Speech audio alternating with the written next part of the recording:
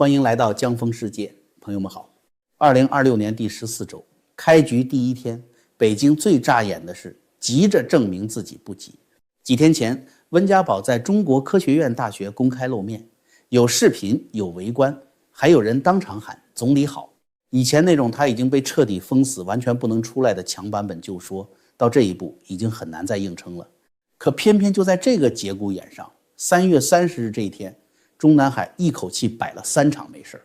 第一场上午先把未来摆出来，新华社10点发消息，宋涛表示，我授权宣布，中共中央和习近平总书记欢迎并邀请中国国民党主席郑丽文4月7日至12日到江苏、上海、北京参观访问。先把后面的时间表亮给你看，后面有安排，一切照常。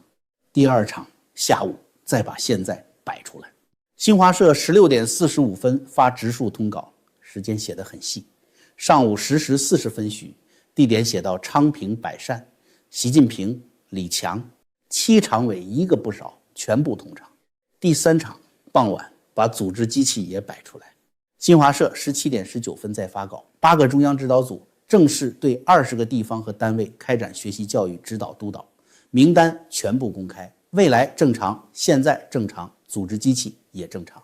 这已经不是一般通稿，这是在补画面。真没事儿，不需要一天演3场。所以今天这期我们不只看他怎么演，我们要看他拼命演没事的同一个礼拜底下到底在翻什么。新闻联播那条植树画面很足，7常委同框挥锹培土，跟少先队员聊天，连种了什么树都给你列出来了。通稿最后还来一句，现场气氛热烈，一派繁忙。但今天最值钱的是北京自己把4月7日这个时间点亲手点亮的。植树这条意义很简单，高规格、低争议、强象征。表面上是讲生态，实际是为了讲状态。7常委同框是要在这个时间点把中央还在正常运转的画面完整的摆给外面看。郑丽文这条就更关键，新华社用的是授权宣布，不是统战口随手放出的普通消息，是中央层级主动推出的正式安排。它等于把一个新的观察点4月7日明晃晃摆到了台面上。从4月7号排到12号，光是这一条消息足以打穿过去这段时间海内外流传的那个强版本传言，说塔尖上那位中风了。这也相当于北京自己给自己画了一条线，起码4月7日之前必须继续维持一切正常。朋友们，植树讲的是现在没事，郑丽文讲的是4月7号也不会有事。但如果你以为北京只是在应付外面的传言，那你就看浅了。咱们再往回翻3天，看看3月27号刚刚开完的政治局例会。这次例会审议的是中国共产党地方委员会工作条例。这条新闻被绝大多数媒体一带而过，觉得不过是又一个党内文件，没什么可写的。但是你看审议内容里反复出现的那些关键词，贯彻落实党中央决策部署、民主集中制、议事决策规则、监督机制、正确政绩观、整治形式主义、为基层减负，味道就不一样了。单独拎任何一个词都是中共文件里的标准话术，可把这些词放在一起看，他强调的已经不只是服从，他要把核心重新嵌回到党中央、地方党委、议事规则和责任追究这一整套框架里去。说白了，就是在努力把一些逐渐去掉的前朝概念重新往制度框里装。什么时候会专门拿议事决策规则出来反复强调？往往就是议事决策本身出了问题，或者至少外界已经开始怀疑这里头出了问题。什么时候需要反复讲民主集中制？就是集中太过了，底下的人不服了，不得不往回退一步，把民主这2个字重新拿出来亮一亮。这会让体制内外自然生出一种联想，北京现在想强化的不只是核心，还有集体运转的外观和程序正当的外壳。这个时候你再品品温家宝在4辆车的护卫下的露面，这至少说明还有那层已经很久没被认真摆出来的集体性，胡温时代的风格。所以北京现在最怕的就是有人能从这些词里，从这些新闻中读出这个趋势，而且这种印象一旦在体制内外扩散开来，它就收不回去。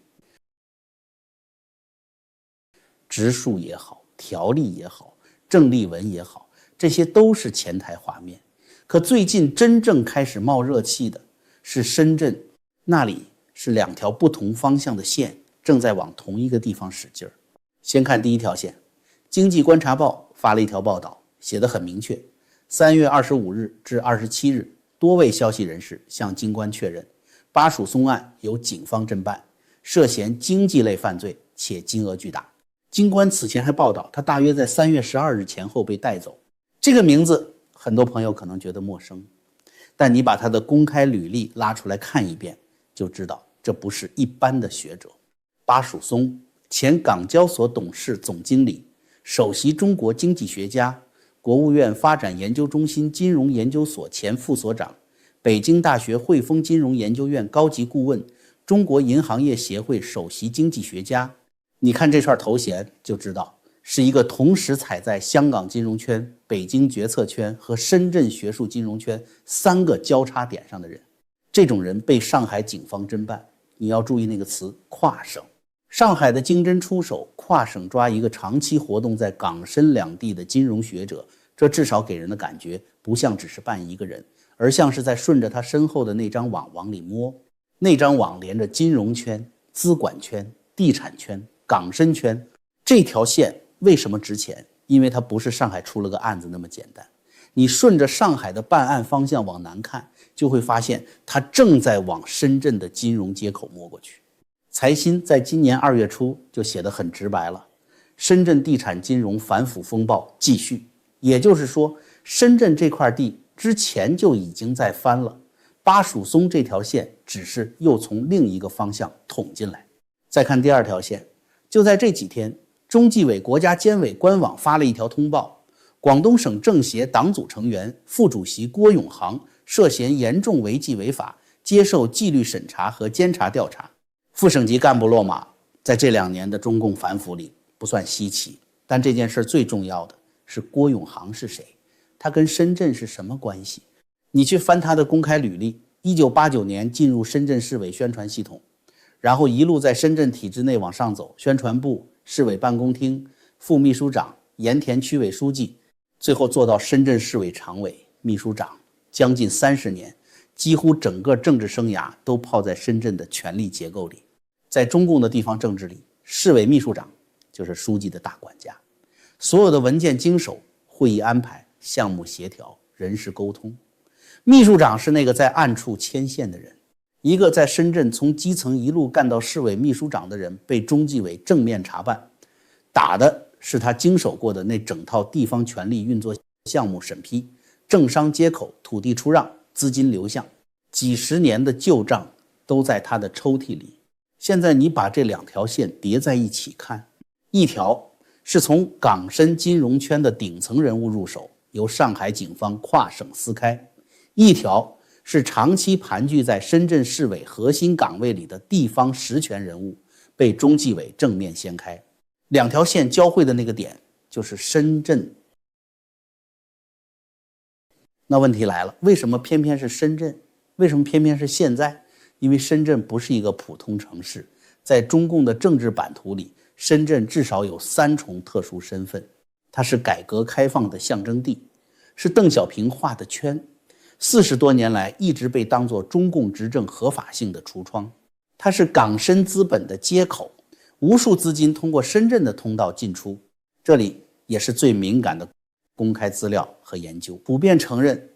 习仲勋当年主政广东的时候，是推动深圳等首批经济特区建立的关键人物之一。换句话说，深圳这块地天然带着习家的政治象征，这里是招牌，是接口，是象征，是很多账本、很多关系、很多旧痕迹长期沉积的地方。这样的地方一旦开始翻，不只是地方上不舒服，北京自己也会紧张，这就不是普通意义上的反腐新闻了。彭博社在前些年做过一篇长篇调查报道，里面提到习近平扩展亲属，注意是扩展亲属，曾经与深圳相关的企业和物业资产发生过关联。也就是说，深圳这种地方还天然带着一种会让外界产生联想的政治敏感度，所以这样的地方平时可以出事，但不能在这个内忧外患的时刻被人看出它正在被往下翻。你把这个背景装进去，再回头看这个礼拜发生的事，味道就完全不一样。深圳这块带着改革象征、资本接口和家族政治记忆的地方正在被离开，一旦翻开了就很难再盖回去。北京前台越是忙着摆没事，深圳这块地被翻出来的信号就越说明有事，因为这是中共最不能轻易让人往深里联想的一块地。可问题还不止深圳，同一个礼拜，海外政治观察圈子里被盯得越来越紧的还有另一道门，外交部。为什么现在大家盯外交部？因为外交部这口子已经同时踩中了4件事：位置敏感，其余任期够长，年龄到了边上，王亚军这类名字又开始被往外放。外交部党委书记这道门自2019年以来一直是其余在手，到2026年3月公开面上仍然没变。3月2日，外交部党委研究部署正确政绩观学习教育，主持人还是齐豫。人民网当年的人事报道写得很清楚，齐豫是陕西吴起人，早年长期在陕西组织系统和后来的中组部里走。2019年从中组部副部长直接转任外交部党委书记，而美国国会美中经济与安全审查委员会当年的报告还专门点出，他是一个没有外交经验却被放进外交部党务口的人。这本身就反映出北京当时在强调对外交系统的政治忠诚和党务控制。再看外交部这几年自己的公开口径，齐豫一直在高频强调2个维护，习近平外交思想、外交大权在党中央，这是习近平放进外交系统里看门的人，是党务口的监军，不是普通外交官。这是履历和岗位性质自己在说话。齐豫1961年出生，任期也不短了，偏偏这时候外面又开始传王亚军可能回京，甚至有人在猜他的下一个位子。不过截至周一，公开面上没有任何官宣。王亚军公开身份现在还是驻朝鲜大使。王亚军公开简历确认安徽人，1995年6月后曾任驻比利时大使馆1等秘书，2004年9月回国。而温家宝的发小宋明江也是在1997年2月至2001年10月任中国驻比利时大使，也就是说两人的比利时任职时间存在上下级关系。这意味着王亚军身上确实带着很强的安徽背景，温家宝旧外事圈的影子。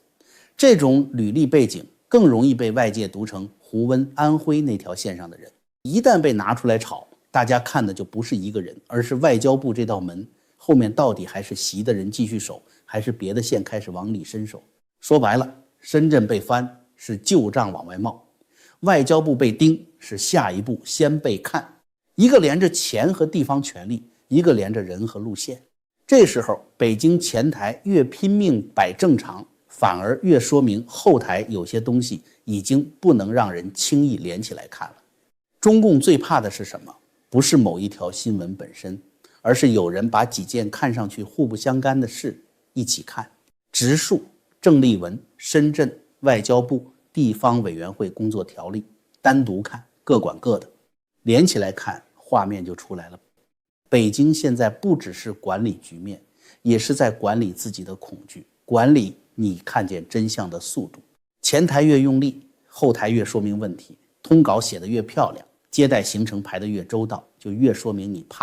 怕的就是有人像今天咱们这样把这些事摆在一张桌子上，安安静静地看一遍，这就叫越演越说明怕你看见。另外，很多朋友最近一直在问我 AI 内容到底怎么做，为什么有人越做越乱，有人却越做越顺。其实关键从来不是工具，而是你自己有没有结构，有没有判断，有没有那个主心骨。这块我以后会专门讲，感兴趣的朋友说明栏我放了，你们自己去看。今天先到这儿，咱们下期节目再见。